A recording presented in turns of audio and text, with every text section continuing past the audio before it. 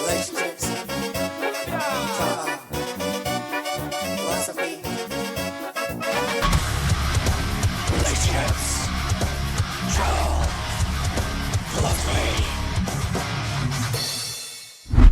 So, for the listeners who just want to know the quick tips, we may as well we'll fire them off now. I'll do the what not to do's, Okay. and you can do the what to do's. Love it. So I'll be the bad boy. You do the don't do, and I'll do the do. A do. There we go. So, the don't do might make every decision together. Don't even try. Go with the flow every day. If you go with the flow every day, you're just going to have resentment over time, and someone's going to be making decisions for you every day. Doing the same thing even when you both don't want to, like our pasta at dinner. All that would have happened is we would have just both been pissed and probably taking it out on each other. So it's okay to separate. Trying to figure out, this is one that we do I will accept that we do fall foul of regularly. And we're trying to learn ways of getting around it. But trying to figure out what your partner wants and then answering with what you think they want instead of what you actually want. So that's a common one. They'll go, okay, you tell me honestly what you want. And then when I'll be looking at Shelby and analysing and thinking of what she's done to be like, okay, I think she's going to want Thai. I think she's going to want to go to the beach right now. So I'm going to say that. And then she's going to do the same thing to me. And then we're going to have different answers. And then we get lost.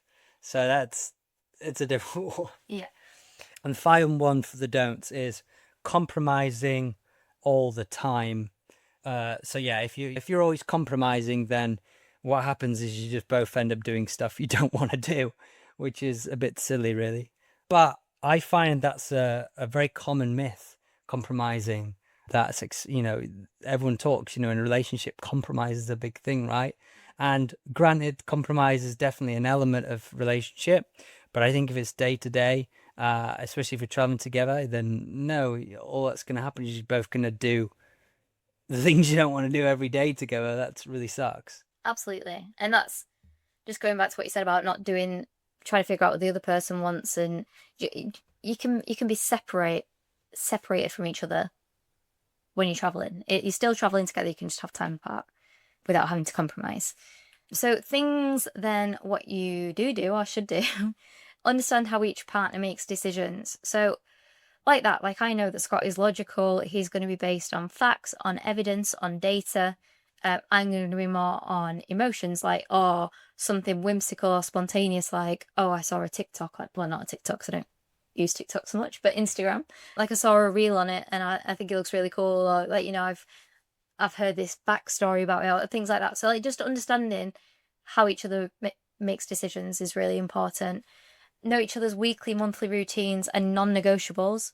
For example, I know that Scott is going to be exercising every single day in the morning. So I'm not going to say, let's go out for breakfast on this particular day, because I know that he's going to want to go for a run first. So it'd be more like, okay, well, let's go for lunch then, or a meal later on. And then we have in the notes Shelby's massages. That's all I could think of. It's your monthly routine. Because I'm quite negotiable. No. I would say I'm quite no. The thing that sleep, that's my non-negotiable. Getting some good sleep. And that I have compromised that in the past, but I think we've reached a level now where we both recognise the importance of getting good sleep and adjusting our day to fix that. Because there've definitely been times where we've had 3 hours sleep. Yeah, majorly. So you should communicate clearly and honestly with no judgment.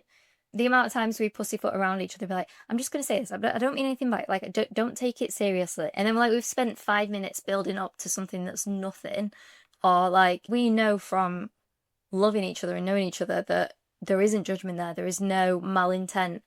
So just communicate clearly and honestly, and don't judge each other. If one of you says, I really can't be arsed with that, it doesn't interest me, I'm happy, you go and do it and enjoy it. Just no judgment.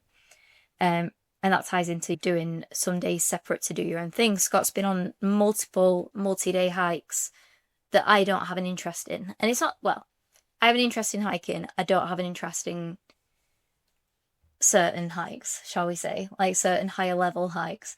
I think it's important for Scott to go and do that because he loves that.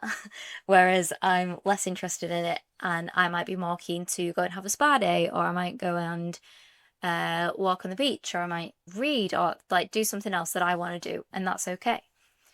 And then a new trick that we learnt recently is using the percentage rating of energy. The partner with a higher percent of energy makes the rest of the decisions for the day. For example, what to have for dinner, what film to watch. And the person with a lower percentage, then you just don't put any mental load on them, ask them questions, requests, be staring at them lovingly, or like putting any kind of pressure on them. So, for example, if I had a really hard day at work and I was like, I've got 10% in me, and Scott's like, well, I've got 60, I'm pretty tired, but I can do this, then he would take charge of it, or vice versa. If I've not done anything, not like I don't work on Mondays, but Scott does. So like on a Monday, I might be at 100% energy, whereas he's at 20% or something like that. Then whoever's got the higher level of energy says, I've got this. Chill, tranquila, we've learned saying. Yes, tranquila, yeah. Which means like just relax, be tranquil. I've got this now for the rest of the day. If both partners are feeling low energy, then what it's really nice to do, I think, give yourself the peace and just do your own thing for the rest of the day. Don't make any complex decisions. Figure it out tomorrow. If you know that you're both low on energy, then just, be like, right, I'm going to sort my dinner, you sort your dinner, we'll figure it, you don't have to factor the other person in. Yeah, this is a new trick we've learned recently, and we haven't put it in to, how would I say that? Put it in. Implemented it. We haven't implemented it. Thank you, Susie. But it's literally new. In the last 2 weeks we've learned this, so it's something that we're going to try and implement.